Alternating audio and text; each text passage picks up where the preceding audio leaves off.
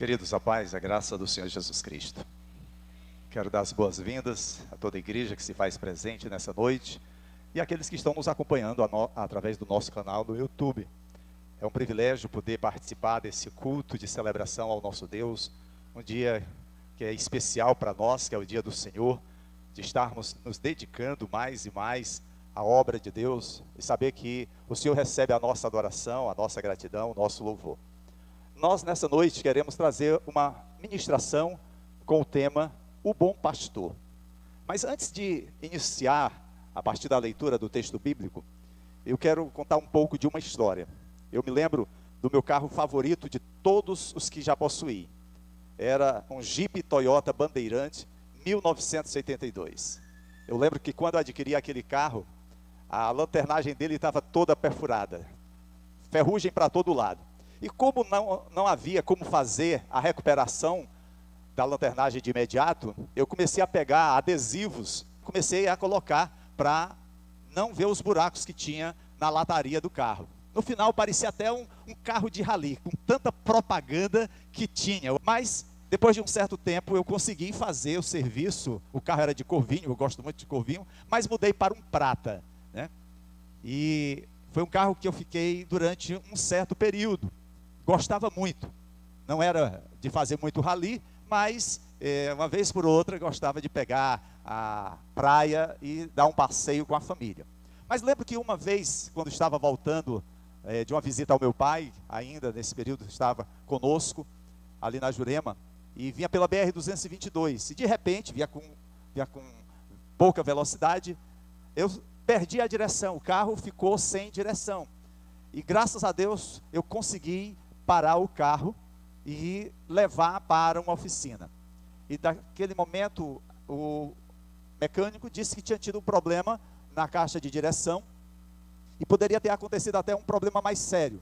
Graças a Deus não aconteceu de bater em nenhum carro ou algum problema comigo ou com outras pessoas. Mas aquilo me deixou muito preocupado, porque era o carro de transporte da minha família. Era com ele que nós nos locomovíamos para tudo. E é certo que eu acabei perdendo a alegria, o gosto por aquele carro que eu tanto amava. Ainda hoje, quando eu olho fotos nossas lá na praia da Taíba, as meninas ainda bem crianças, meu Deus, vem aquele aperto no coração, eu devia ter segurado esse carro mais um tempo. Mas eu acabei me desfazendo exatamente porque eu fiquei com receio. Depois que eu mexi na caixa de direção, tinha momentos em que o carro estava bem, e de repente a direção travava, e aquilo ficou com aquela irregularidade, ora funcionava bem, ora não, e eu fiquei muito amedrontado com tudo aquilo. E é certo, queridos, que às vezes a nossa relação com Deus é assim, como que intermitente, irregular. O nosso amor por Jesus, às vezes, tem esses altos e baixos. Tem momentos em que nós estamos bem pertinhos do Senhor, e outros momentos que nós nos afastamos um pouco. Será que nós estamos realmente perdidos quando se trata de servir a Jesus diante dessa falta de regularidade? Quem não se lembra, por exemplo, do apóstolo Pedro? Eu penso naquela que considero provavelmente a pior noite na vida do apóstolo, que foi a noite em que Jesus foi preso. É interessante porque lá em Lucas capítulo 22, versos 31 a 34, Jesus, antes desse acontecido, ele diz: Simão, Simão, eis que Satanás pediu para peneirar vocês como se faz com trigo. Contudo, eu orei por você, para que a sua fé não desfaleça. Quando, porém, você se converter, fortaleça os seus irmãos. Ele, porém, respondeu: Senhor, estou pronto para ir contigo, tanto para a prisão como para a morte. Jesus respondeu: eu lhe digo, Pedro, que ainda hoje, antes que o galo cante 3 vezes, você negará que me conhece. Esse era Pedro, com a sua impulsividade, com o seu ímpeto. E vocês sabem o que aconteceu depois. Jesus foi preso, Pedro acompanha tudo o que está acontecendo, e alguns até poderiam condená-lo, mas se a gente perceber, os outros discípulos nem mesmo se aproximaram do que estava acontecendo. Mas Pedro foi ver tudo aquilo, todo o julgamento. E aí, quando Pedro está ali, ele é confrontado pela serva do sacerdote, e de imediato ele nega qualquer contato, qualquer conhecimento com Jesus. E aí certamente ele deve se ter lembrado das palavras de Jesus, que ainda hoje, antes que o galo cante 3 vezes, você negará que me conhece. Aquilo certamente caiu como uma pedra sobre Pedro. Depois da ressurreição, lá em João capítulo 21, versos 15 a 17, Jesus restaura Pedro, perguntando 3 vezes: Simão, filho de João, você me ama mais do que estes? E ele responde: você sabe que eu te amo. Ele não estava entendendo por que Jesus perguntara por 3 vezes se ele o amava. E eu creio que na última pergunta, Pedro caiu em si e lembrou-se das 3 vezes que negara Jesus. Amados, Jesus é esse bom pastor que cuida, que alerta, que socorre, que protege. Mas isso não é uma realidade só na vida de Pedro. Alguém poderia dizer: não, mas Pedro é aquele discípulo que é muito sanguíneo, de uma hora para outra ele muda. Mas vamos para Paulo, lá em Romanos capítulo 7, versículos 18 a 20, o apóstolo Paulo declara: sei que nada de bom habita em mim, isto é, na minha carne, porque tenho o desejo de fazer o que é bom, mas não o faço, pois não faço o bem que desejo, mas continuo praticando o mal que não desejo. Ora, se faço o que não desejo, já não sou eu quem o faz, mas o pecado que habita em mim. Mesmo tendo havido uma transformação radical na vida de Paulo, e todos nós nos lembramos, quando em Atos, ele saíra para prender crentes, saíra de Jerusalém, e aí de repente, uma claridade muito forte vem a ele e ele cai. Já tivemos a oportunidade de pregar sobre isso. Alguns dizem que Paulo caiu do cavalo, mas o texto bíblico não o declara, ele apenas diz que ele caiu ao chão, e naquele momento, ele tem essa mudança na sua vida. Paulo, ele é restaurado, ele é transformado, e esse é um processo que a gente vai ver durante toda a vida de Paulo. Queridos, quando nós pensamos no exemplo de Jesus para cada um de nós, a gente vê que apesar dos nossos erros, apesar das nossas falhas, o Senhor cuida, o Senhor procura nos dirigir por caminhos da verdade. E nessa noite, já que o título da nossa mensagem é o bom pastor, esse pastor que cuidou de Pedro apesar da sua negação, esse pastor que cuidou de Paulo, mesmo ele reconhecendo ser o pior dos pecadores, é o mesmo bom pastor que está aqui nessa noite e tem cuidado da sua vida. Se alguém possui 100 ovelhas e uma delas se perde, não deixará as 99 nos montes e sairá em busca da que se perdeu? E se conseguir encontrá-la, em verdade lhes digo que ficará mais contente por causa dessa ovelha do que pelas 99 que não se perderam. Da mesma forma, o Pai de vocês que está nos céus não deseja que nenhum destes pequeninos se percam. Essa é uma breve parábola que Jesus está contando. Jesus ensinava muitas vezes através de parábolas aos seus discípulos, à população em geral e até mesmo aos sacerdotes da lei. Mas nessa breve parábola proferida por Jesus, nós podemos tirar grandes ensinamentos, verdades profundas acerca do nosso relacionamento com Deus. E todos nós precisamos e necessitamos e carecemos de um relacionamento de intimidade com o Senhor. Nos primeiros versículos do capítulo 18, que nós não lemos aqui, mas do versículo 1 até o versículo 11, Jesus ele está falando com os seus discípulos. Os discípulos estavam discutindo entre si para saber quem era o maior entre eles. Essa coisa da competição, do destaque, de estar na crista da onda, não é coisa apenas dos nossos dias, da política moderna, dos grandes empresários. Não, isso já acontece desde o início. Alguém quer ter o destaque, alguém quer se sobressair. E naquele momento os discípulos estavam nessa conversa, tentando saber quem deles era o maior.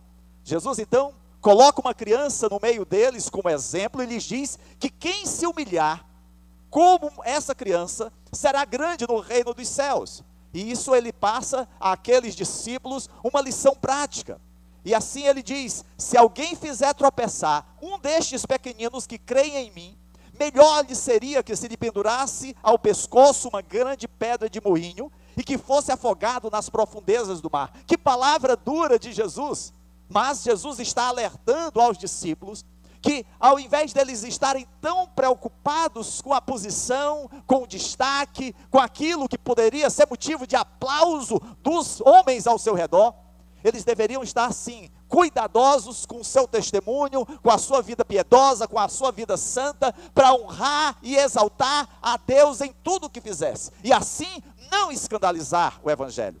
É por isso que ele ainda declara: ai do mundo, por causa das coisas que causam tropeço. É necessário que tais coisas aconteçam, mas ai do homem por quem elas acontecem. E aí ele passa a dizer: se a tua mão direita te faz tropeçar, corta, lança fora. É melhor perderes uma parte do teu corpo do que ir todo o teu corpo para o inferno. Jesus está orientando, está ensinando, está ministrando aos seus discípulos o cuidado que eles deveriam ter com suas vidas. Eles que em breve passariam por perseguições, por lutas. Nós precisamos zelar pelo nosso viver. Nós não podemos estar como que à mercê do sabor das ondas, sendo lançados de um lado para outro, mas precisamos estar firmados na palavra de Deus. A nossa maior garantia nessa terrível batalha contra o pecado que nós vivemos nos nossos dias é que nesse capítulo, nos versos 12, 13 e 14, nós somos apresentados ao bom pastor que deixa as 99 ovelhas nos montes para ir buscar aquela que se perdeu. Esse é o bom pastor, esse é Jesus, aquele que cuida, o Senhor amoroso. E isso, amados, é uma notícia maravilhosa para todos nós hoje, para a minha vida e para a sua.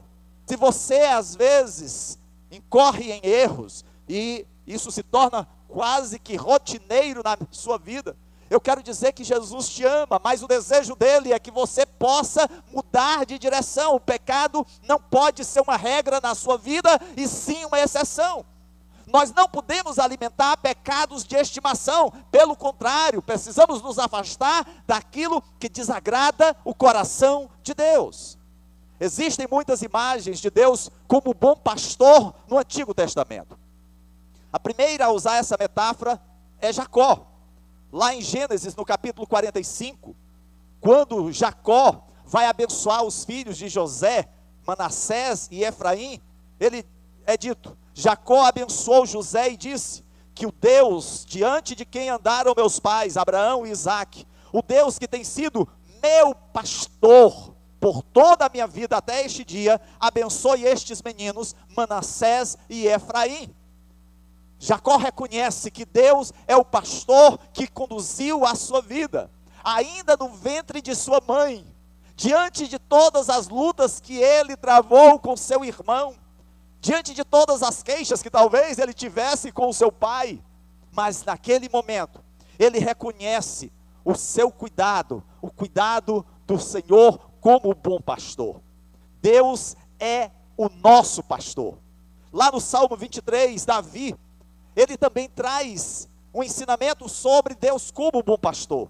É dito: o Senhor é o meu pastor, nada me faltará.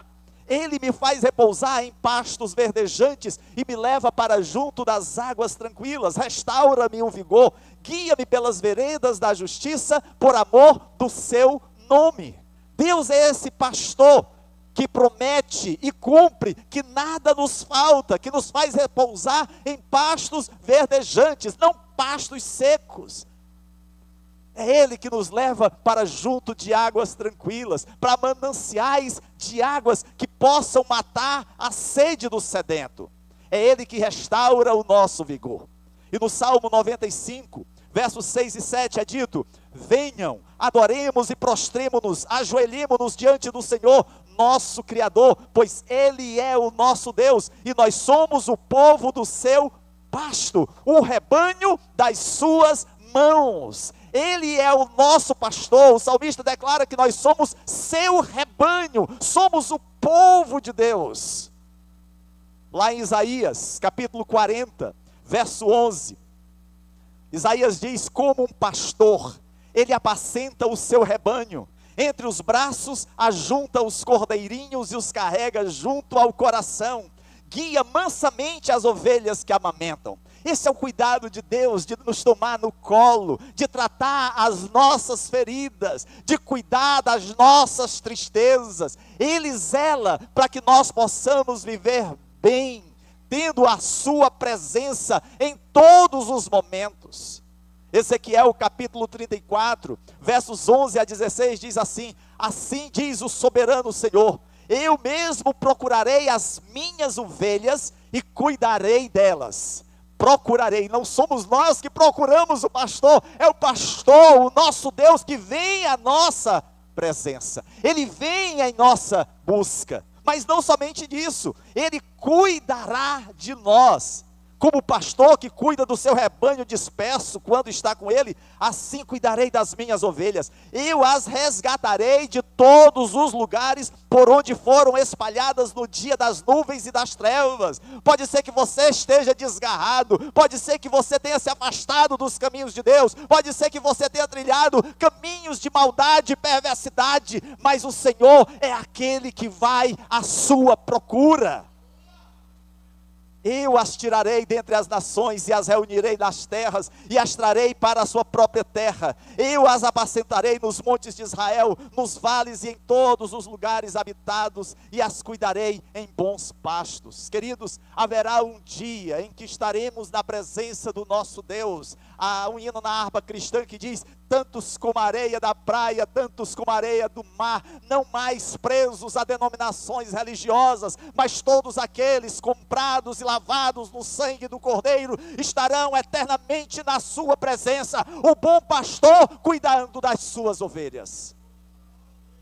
Observe, tudo que Deus diz que fará pelo seu rebanho, Ele os procurará, cuidará, resgatará, reunirá, trará à sua terra. Queridos, esse é o cuidado de um bom pastor, um pastor que ama, que zela, que protege. Essa é a imagem de Deus cuidando de nós. Provavelmente o melhor exemplo de como Ele cuida de nós como bom pastor, quando Ele sabe sobre nossa propensão a nos desviarmos, é encontrada em Isaías capítulo 53, que diz: todos nós, como ovelhas, nos desviávamos, cada um de nós se voltou para o seu próprio caminho, e o Senhor fez cair sobre ele a iniquidade de nós todos. Essa é a nossa realidade, de nos afastarmos, de nos rebelarmos, de darmos as costas para Deus. Mas a palavra do Senhor fala do servo sofredor, desse pastor que cuida das suas ovelhas, e diz que Ele fez cair sobre si a nossa iniquidade, o nosso pecado, e isso nos atraiu a Ele. Quando chegamos ao Novo Testamento, encontramos em João capítulo 10, Jesus dizendo: eu sou o bom pastor, as minhas ovelhas entram e saem e encontram pasto. Não sou como mercenário que não se importa com as ovelhas e elas ficam dispersas. Não sou assim. Eu dou a minha vida pelas ovelhas.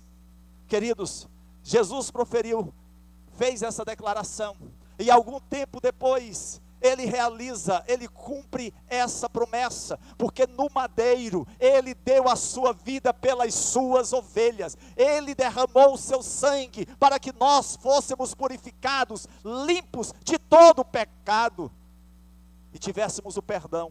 A culpa que estava sobre nós, Ele levou sobre si.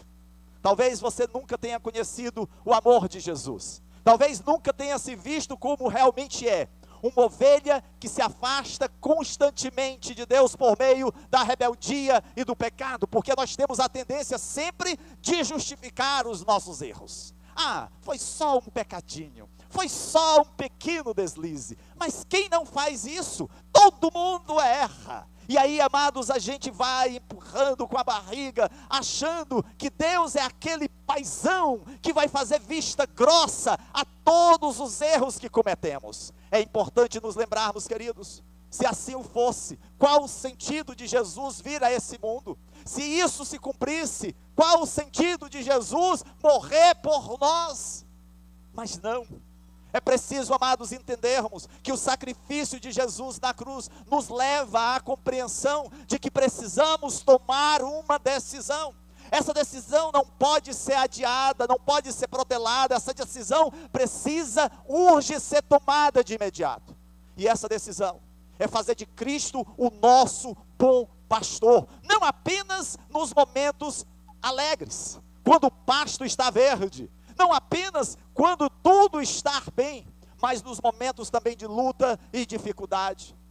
É preciso entendermos, queridos, que como ovelhas de Deus, nós somos chamados a andarmos em novidade de vida. As coisas velhas passaram, eis que tudo se fez novo. Esse é o novo homem.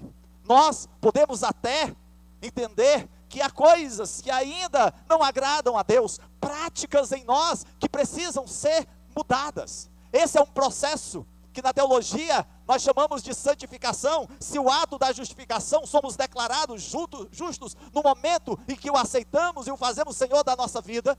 Durante esse processo de santificação, nós nos aproximamos mais da luz, e aquilo que não agrada ao Senhor, nós devemos retirar, devemos nos afastar, e haverá um dia em que nós estaremos na presença do Senhor, não mais num corpo corruptível, mas num corpo incorruptível. Estaremos agora glorificando ao Rei dos Reis, ao Senhor dos Senhores. Esse é um processo da vida de todo aquele homem e mulher que toma a decisão de fazer Cristo como Senhor e Salvador da sua vida, de renunciar ao pecado, de deixar aquilo que entristece ao Espírito Santo de Deus. Não podemos, amados, adiar essa decisão. É por isso que quando o apóstolo Paulo, escrevendo aos Coríntios, na sua primeira carta, dando instruções acerca da ceia do Senhor, ele diz: examine-se o homem a si mesmo. Esse é um ato diário, é um ato constante e contínuo, que nós precisamos fazer como crentes, como cristãos, de olhar para nós mesmos, não é olhar para o outro. A tendência nossa é olhar para o erro do nosso vizinho, do nosso cônjuge, do nosso filho, dos nossos pais, mas é um ato de autoexame, de olhar para nós mesmos e vermos aquilo que tem entristecido o coração de Deus. Pastor, mas como é que eu vou saber isso? Através das Escrituras. É por isso que o Senhor Jesus, falando aos líderes religiosos, diz: errais por não conhecerdes as Escrituras. Temos tempo para tantas coisas nos nossos dias, meu Deus. Redes sociais, pastor, é tanta novidade, oh glória, é tanta coisa para a gente estar envolvida. Mas, amados, precisamos entender a ordem de prioridade na nossa vida, de buscar o reino de Deus e a sua justiça em primeiro lugar, e entender que as demais coisas nos serão acrescentadas. Nós vivemos numa sociedade secularizada, vivemos numa sociedade hedonista, vivemos numa sociedade onde as pessoas estão muito mais preocupadas com o ter do que com o ser.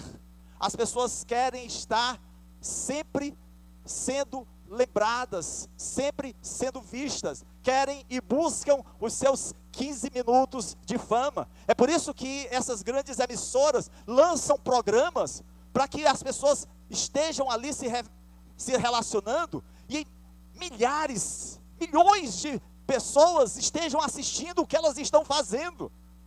Houve um tempo que era muito comum a gente ver isso, né, nas calçadas. As pessoas colocavam as cadeiras na calçada e ficavam ali falando, né? Você soube o que foi que aconteceu com fulano? Menino, eu tenho uma novidade quente. Não, diga, conta logo. E ficava aquela coisa toda. Hoje é a televisão, né? Fica lá mostrando os podres, as brigas, e a gente fica naquela torcida, é esse, é aquele que vai sair. Queridos, qual a prioridade de Deus na sua vida? Lá em Mateus capítulo 18, versos 12 a 14, eu percebo que o meu bom pastor ainda não terminou de procurar as suas ovelhas, e ele está aqui nessa noite, buscando ovelhas para o seu rebanho. Ele vai e procura aquele que se perdeu. Ele está falando sobre seus pequeninos sendo levados ao pecado. É por isso que no versículo 12 ele diz: o que vocês acham? Se alguém possui 100 ovelhas e uma delas se perde, não deixará as 99 nos montes e sairá em busca da que se perdeu? Nós estamos falando aqui, amados, não apenas de uma pessoa que cuida de ovelhas, que vai ao campo, que trata das feridas do seu rebanho. Não, estamos falando aqui de eternidade, do céu ou do inferno. O bom pastor, ele conhece suas ovelhas e as conduzirá com segurança por este mundo. Não há poder no céu, na terra ou debaixo da terra que possa impedir Jesus e o seu propósito. E é isso que ele está dizendo. Se alguém possui 100 ovelhas e uma delas se perde, vai em busca da que se perdeu. Esse é Jesus que vai em busca da ovelha perdida. E alguém pode dizer assim, mas como essa ovelha se perdeu? E amados, nós temos 3 grandes inimigos. Todo crente, todo cristão tem 3 grandes inimigos: inimigos externos e inimigo interno. O inimigo externo, bem conhecido, é aquele que Pedro, na sua primeira carta, no capítulo 5, verso 8, diz: sejam sóbrios e vigilantes. O diabo, o inimigo de vocês, anda ao redor como leão, rugindo e procurando a quem possa devorar. Esse é o primeiro inimigo, é o diabo. Ele vai procurar destruir, ele vai procurar nos desviar dos caminhos de Deus. De todas as formas ele vai lançar armadilhas, ele vai fazer ofertas. E se você não estiver atento, se você não estiver firmado na rocha, talvez você acabe por cair no pecado. É por isso que lá em 1 Coríntios capítulo 10, verso 12, a palavra do Senhor diz: portanto, se alguém pensa que está de pé, veja que não caia. Não seja soberbo e diga assim: eu posso, pode vir o diabo que eu venço.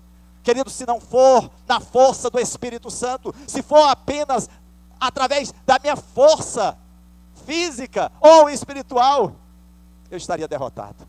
É por isso que lá em 1 Pedro capítulo 5, verso 8, ele deixa bem claro: o diabo, o inimigo de vocês. Ele é o nosso inimigo. Vocês se lembram do que aconteceu com Pedro, como nós falamos nessa noite? E o apóstolo Paulo, lá em Efésios capítulo 6, versos 11 e 12 diz: revistam-se de toda a armadura de Deus, para que possam resistir às ciladas do diabo.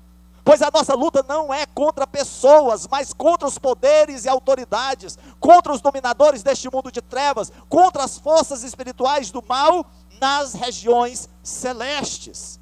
Nós precisamos entender, amados, que só há uma forma de resistirmos às ciladas do diabo, é confiando no Senhor.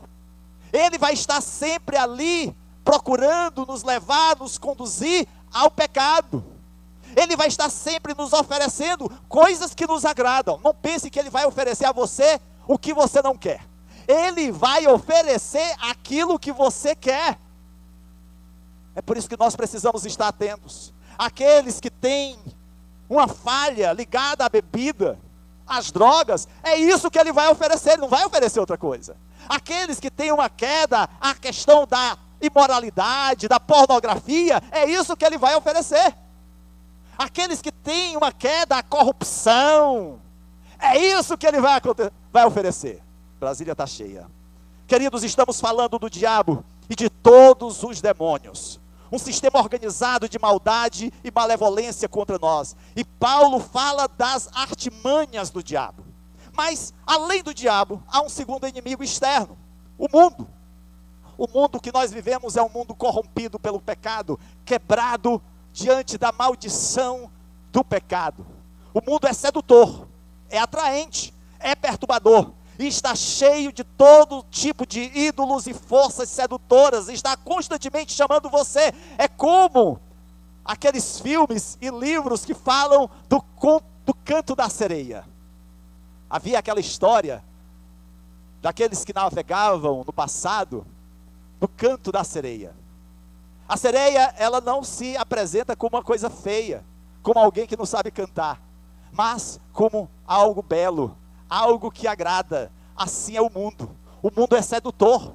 Ele se mostra como uma coisa que satisfaz, algo que agrada ao coração.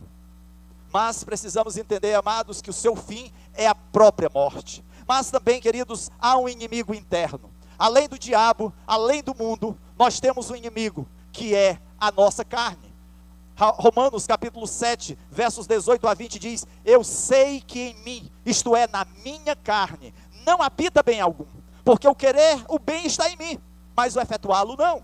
Pois não faço o bem que quero, ao contrário, faço o mal que não quero. Ora, se faço o que não quero, já não sou eu quem o faz, mas o pecado que habita em mim. Na teologia há muita polêmica sobre essa declaração de Paulo, se diz respeito a antes da sua conversão ou depois. Pessoalmente acho que foi após a sua conversão, porque Paulo está escrevendo aqui aos Romanos para uma igreja, para irmãos. Ele está dizendo: olha, nós lutamos. O fato de nós já termos decidido por Cristo não nos isenta, não nos blinda, não nos imuniza da luta contra o pecado. A luta contra o pecado é diária. Não deixem que o pecado os destrua. Queridos, o mundo, a carne, o diabo sempre foram males que militaram e militam para nos afastar de Deus. É por isso que lá em Hebreus capítulo 2, verso 1, o autor dessa carta diz: prestemos mais atenção ao que ouvimos, para que não nos desviemos. Precisamos estar atentos, para que não venhamos a nos afastar dos caminhos de Deus. E isso é um alerta para toda a igreja, diante da realidade que nós estamos vivendo. Poderíamos apresentar muitos passos que atestam se um crente está se desviando ou não. Mas, queridos, eu elenquei aqui alguns deles. Primeiro, aquele que está se afastando do Senhor, ele para de pensar em Deus, ele para de pensar no juízo vindouro. Não pensam mais nisso. É como se isso não fizesse mais efeito, não tivesse mais valor na sua vida. Segundo, aos poucos, abandonam seus deveres pessoais, como a oração individual, o controle dos desejos, a vigilância, a tristeza pelo pecado. Já não sente mais aquela tristeza quando erra, quando comete um pecado. Aquilo já não tem mais efeito, já não ora mais.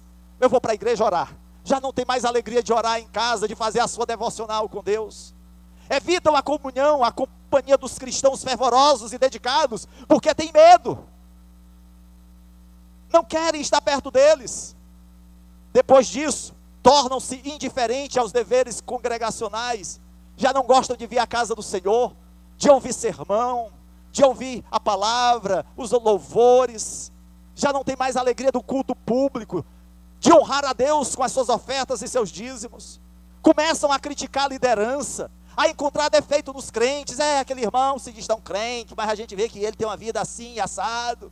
E começa a encontrar erro em todo mundo, mas não olha para si. Começam a se associar a pessoas carnais, libertinas e abertamente pecadores. Fazem o contrário do Salmo 1. Vão se assentar na roda dos escarnecedores, ao invés de ali se afastar. Começam a andar com um tipo errado de gente. Cedem a hábitos pecaminosos em segredo e se alegram se conseguem ter hábitos pecaminosos com alguém considerado honesto. Você começa a achar que pode ter uma vida dupla, ninguém vai ficar sabendo. Você vai poder esconder dos outros. Eu posso até esconder um pecado do pastor, da igreja, do meu cônjuge, mas em momento algum eu vou poder esconder um pecado do meu Deus.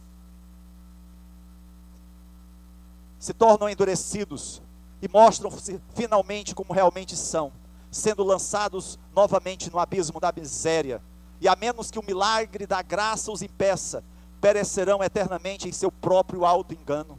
Queridos, nós não podemos brincar de ser crentes. Nós somos chamados a uma vida santa, uma vida reta, uma vida que alegre o coração de Deus com o nosso pensar, com o nosso falar, com o nosso agir.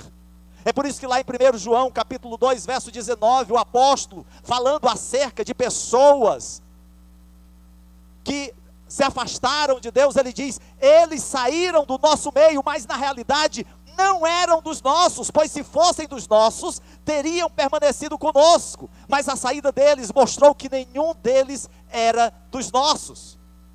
É por isso, amados, que nós precisamos orar por aqueles entes queridos que às vezes estão afastados dos caminhos do Senhor, orar por aqueles que trabalham conosco, com quem nós temos testemunhado e precisam de um encontro com Jesus, orar por aqueles que às vezes participam de atividades sociais conosco, que precisamos nos lembrar, queridos, daquilo que diz no versículo 13, que se conseguir encontrá-la, em verdade lhes digo que ficará mais contente por causa dessa ovelha do que pelas 99 que não se perderam. Não é que o Senhor não esteja preocupado com as demais ovelhas. Não é que Deus só tenha olho para aquela que está desviada. Aqui é uma metáfora, é uma ilustração. E ele fala de um pastor que tem as suas ovelhas guardadas no curral, e uma delas se desgarrou. Ele sabe que as demais estão guardadas, livres de qualquer dificuldade. Ele vai atrás da que está perdida, e a encontra e se alegra. Mas quando Deus fala que se alegra com aquela que está perdida, não é que Deus não se alegre daquele homem, daquela mulher que tem sido um servo fiel. Não, não é isso. É o contrário. É que ele busca a que está perdido para que ela também possa participar do rebanho de Deus.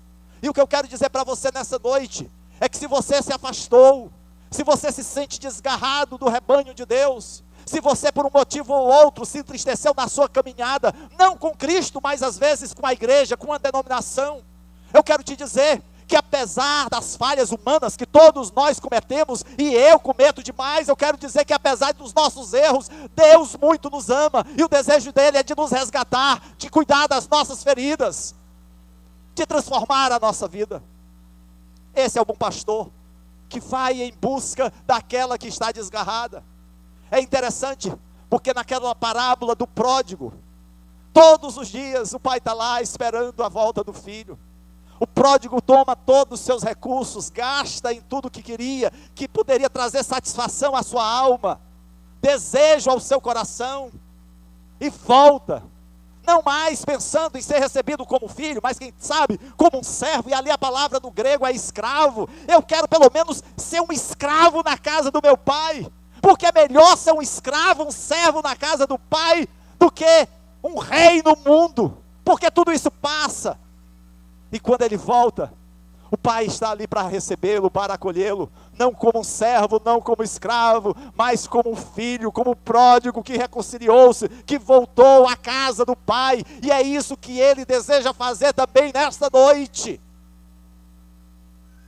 E por último, no versículo 14, nós lemos que da mesma forma, o Pai de vocês que está nos céus não deseja que nenhum desses pequeninos se perca. Esse é o cuidado do nosso Deus. Quando o Senhor envia o seu Filho a esse mundo, Ele não enviou apenas para ser um diferencial, para ser mais um Marte, dentre tantos homens que talvez tenham dado suas vidas por ideologias. Não, Jesus não era mais um no meio da multidão. Jesus é o Filho de Deus, é o Cordeiro de Deus que tira o pecado do mundo. É Ele que declara o seu amor de uma forma plena, quando doa, quando entrega a sua vida. Ninguém tira a vida de Jesus, é Ele que a entrega, é Ele que como ovelha muda vai perante os seus tosqueadores. Não são os tosqueadores que vêm em busca da ovelha, é a ovelha que vai à frente. Esse é o Jesus que nós amamos, esse é o Jesus que nós servimos. E Ele mobiliza, queridos, pastores, líderes, para pregar sermões, homens de Deus para escreverem livros, e isso tem uma finalidade, para que a mensagem do Evangelho continue alcançando o coração daquele que está distante dos caminhos do Senhor. Eu já disse aqui, em 1983, aos meus 18 anos, eu aceitei a Cristo como Senhor e Salvador da minha vida. Durante todos esses anos, quantas lutas eu passei, quantos erros eu cometi, mas apesar de tudo isso, o Senhor muito me amou, o Senhor muito me ama, Ele continua a realizar a sua boa obra na minha vida. Nessa noite tenho a alegria de ter aqui a minha tia, a filha mais velha dos meus avós.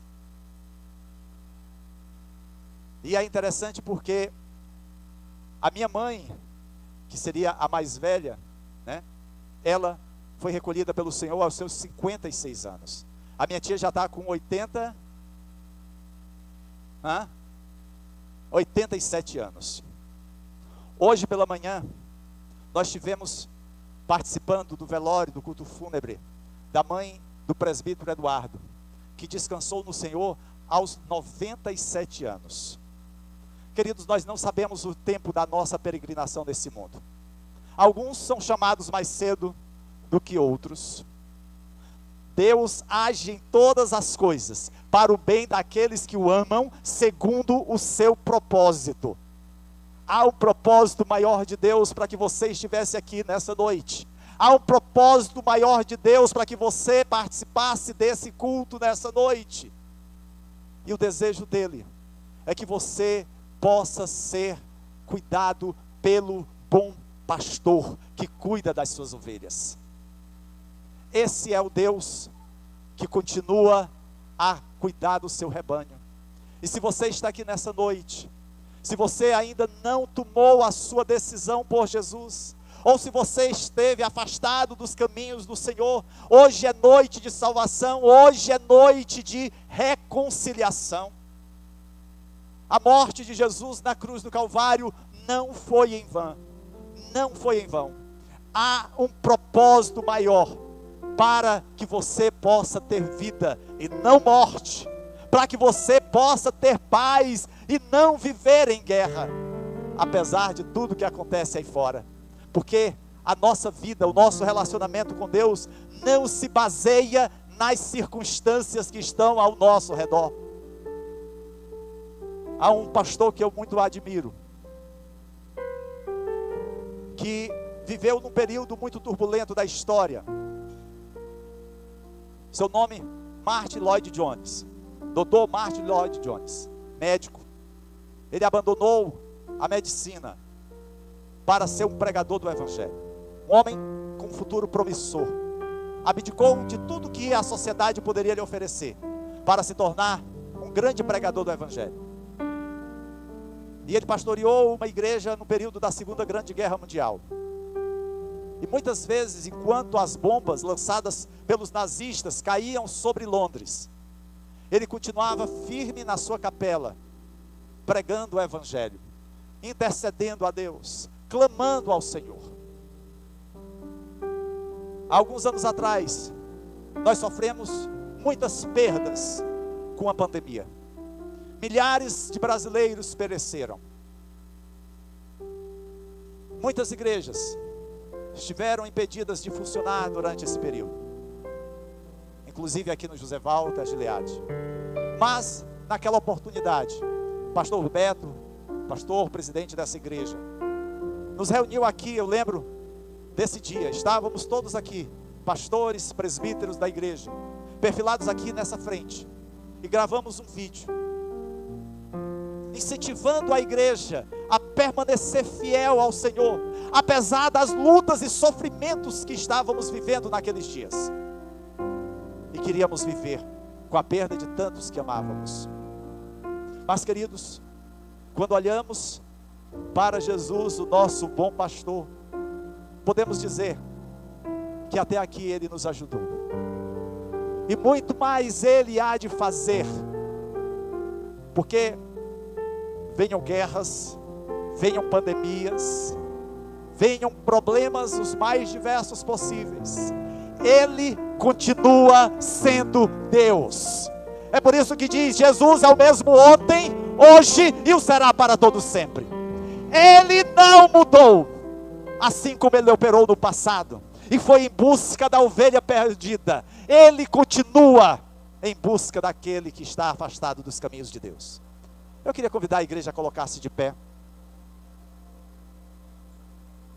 Se você está aqui nessa noite e precisa de um encontro com Jesus, se você está aqui nessa noite e precisa de uma reconciliação com o Senhor, esse é o momento. Não adie essa sua decisão. Eu queria que você fechasse os seus olhos. Nós vamos estar orando, mas eu não poderia fazer essa oração sem antes fazer esse convite. Há entre nós alguém que precisa de um encontro com Cristo, que precisa de uma reconciliação com o Senhor. Eu falei no início que às vezes o nosso coração é assim, intermitente, irregular. Lembrei do meu carro, que me deixou no prego, mas que eu tanto amava, que queria ficar com ele. Às vezes, amados, a nossa vida é assim, como que irregular. Às vezes nós estamos tão alegres com Deus, estamos vivendo de uma forma tão plena com o Senhor, e aí de repente vem um problema, uma luta, nos abatemos, esmorecemos, mas o desejo de Deus é que possamos estar sempre na sua presença, nos momentos de alegria, nos momentos de tristeza, nos momentos de vitória, nos momentos de derrota, que possamos recorrer ao Rei dos Reis, ao Senhor dos Senhores. Há entre nós alguém que precisa de uma reconciliação com o Senhor? Nós vamos estar orando ao nosso Deus nesse momento. Hoje é noite de reconciliação, hoje é noite de restauração.